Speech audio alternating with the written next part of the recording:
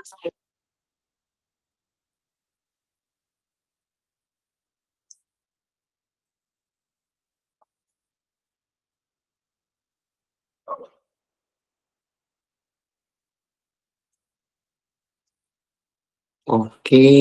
bismillahirrahmanirrahim. Assalamualaikum warahmatullahi wabarakatuh. Uh, okay, thank you so much for the opportunities for me. And di sini saya Jaguar Riti Baskara, mahasiswa RPL batch 4 dengan jurusan sastra Inggris, ingin mempresentasikan tentang mengapa aktivitas sehari-hari penting dalam BIPA itu. Saya mengambil fokus unit 5 yaitu penggunaan kata-kata aktivitas dalam kehidupan sehari-hari. Nah, di setiap pembelajaran bahasa termasuk bahasa Indonesia bagi penutur bahasa asing atau BIPA memulai perjalanan komunikasinya dari hal-hal yang paling dekat dengan rutinitas seperti bangun, makan, belajar, dan berinteraksi. Nah, topik aktivitas sehari-hari ini adalah jembatan atau awalan, bridging-nya. Bagaimana kita menuju ke dalam komunikasi yang nyata dalam kehidupan sehari-hari, dalam berkomunikasi berbahasa Indonesia.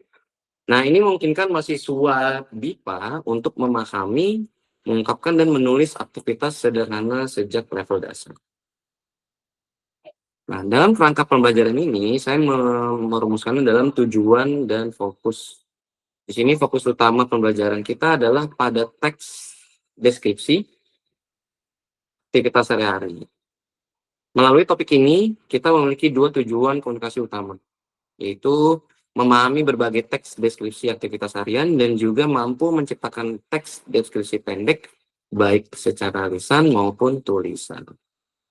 Dan pembelajaran ini akan mengintegrasikan 4 keterampilan berbahasa, yaitu menyimak, berbicara, membaca, dan menulis. Tata bahasa dan wawasan budaya juga sangat kita perlu perhatikan dalam BIPA di sini. Keterampilan pertama yaitu mengembangkan keterampilan menyimak atau kalau dalam bahasa Inggris listening. Dengarkan audio pendek adalah salah satu cara bagaimana kita bisa mengembangkan keterampilan menyimak.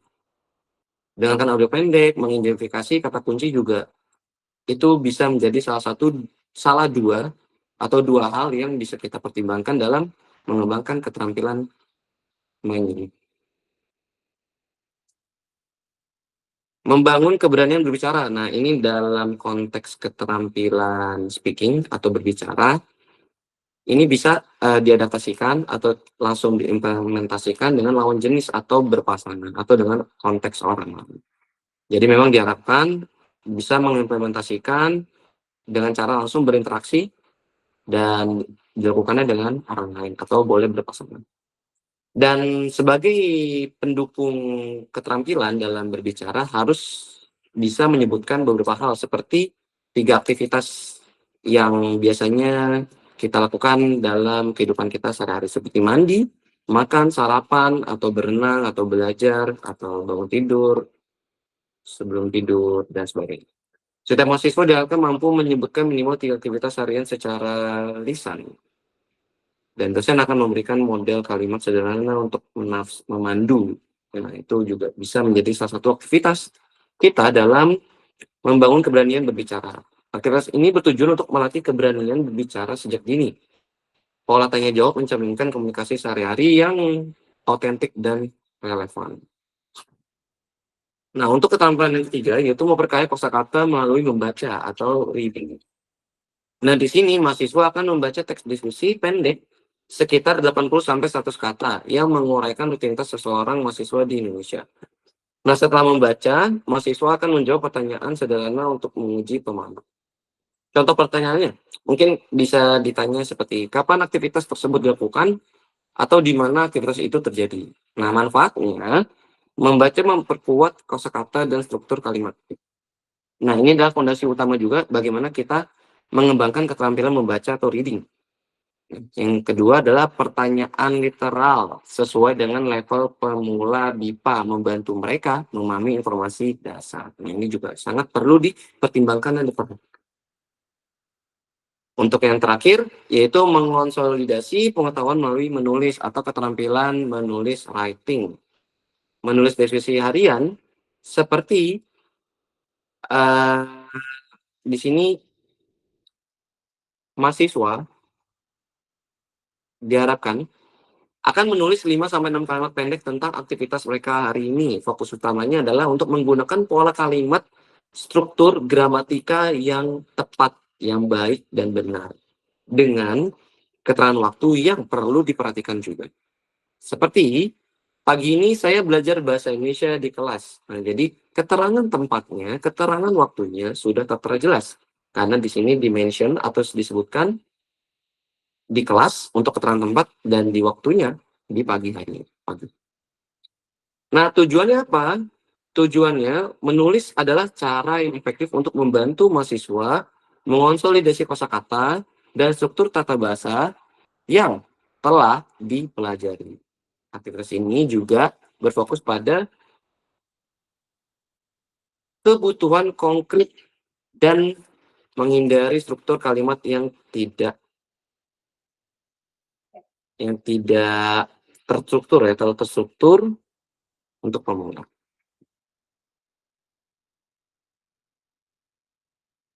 Nah, tata bahasa esensial sekali, apalagi dalam penggunaan keterangan waktu. Jadi memang keterangan waktu adalah elemen krusial dalam mendeskripsikan aktivitas sehari-hari. Pemahaman dan penggunaan yang tepat akan sangat membantu mahasiswa menyusun kalimat yang runtut dan jelas. Jadi memang dalam mengembangkan 4 keterampilan berbahasa, kita tidak hanya berfokus pada gramatika, namun juga penggunaan waktu dan penggunaan keterangan tempat juga perlu diperhatikan. Karena tidak semata-mata kita hanya bisa bilang, saya makan, saya belajar, saya berdiri, saya duduk. Tapi memang juga harus menerangkan di mananya dan kapannya. Gitu. Nah, fokus kata itu menjadi suatu hal yang perlu dipertimbangkan atau diperhatikan. Kita akan memfokuskan lebih pada kata-kata seperti sekarang, yaitu menyatakan kegiatan itu sekarang. Kemarin berarti sudah berlalu, besok berarti akan, nanti juga bisa jadi akan, lusa, dan seterusnya seperti sejak. Itu juga termasuk keterangan waktu. Nah, latihan praktis cukup latihan melengkapi kalimat dan mengubah keterangan waktu dalam satu kalimat. Ini membantu kita semua sebagai mahasiswa atau sebagai manusia dalam mempelajari BIPA harus memahami urutan peristiwa. Nah, tata bahasa dan visual kosakata aktivitas harian di sini seperti bangun dan tidur, belajar dan bekerja, makan dan minum, mandi dan bersih-bersih. Ini adalah bagian dari contoh kehidupan aktivitas harian. Jadi, kalau bangun dan tidur adalah memahami perbedaan dan penggunaan kata kerja yang berkaitan dengan awal dan akhir hari. Nah, untuk belajar dan bekerja, di sini kata kerja untuk aktivitas produktif yang sering dilakukan mahasiswa dan profesional. Makan dan minum adalah kosakata dasar untuk kebutuhan sehari-hari seperti sarapan, makan siang, makan malam, makan sore, atau makan tengah malam. Itu juga bisa. Mandi dan bersih-bersih, kata kerja untuk rutinitas kebersihan pribadi dan lingkungan.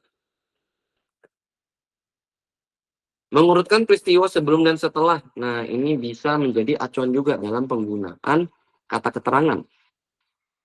Nah, kata keterangan sebelum dan sudah itu sangat penting untuk membangun narasi aktivitas yang terstruktur dan logis. Ini melatih logika dan urutan waktu yang sederhana.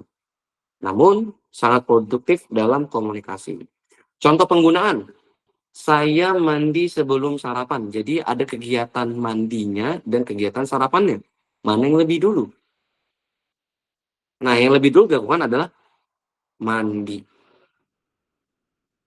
Sebelum sarapan, dia mandi. Dalam konteks penulisan di sini mandi adalah menjadi kata aktivitas yang ditulis lebih dahulu.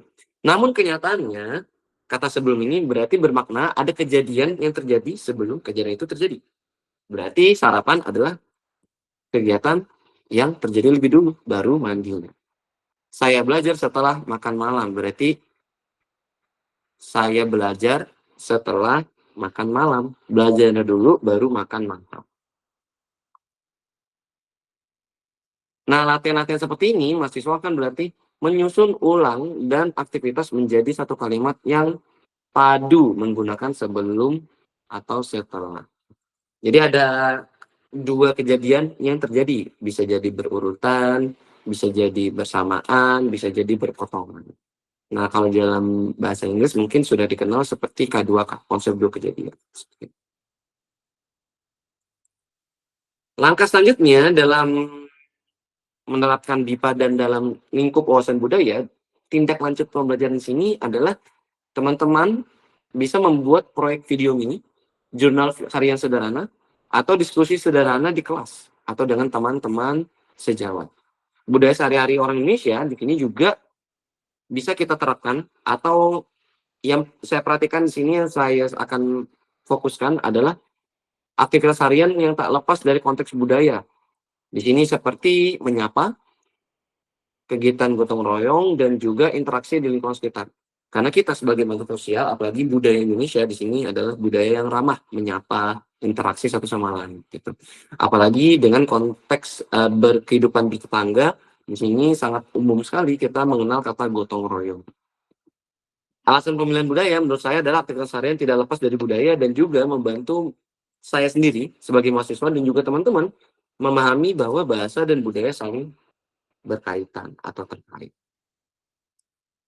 Dan itu adalah menjadi penutup presentasi saya pada hari ini dalam konteks wawasan budaya, dan terima kasih atas waktunya dan perhatiannya. Saya Jago Rinti Baskara. Wassalamualaikum warahmatullahi wabarakatuh.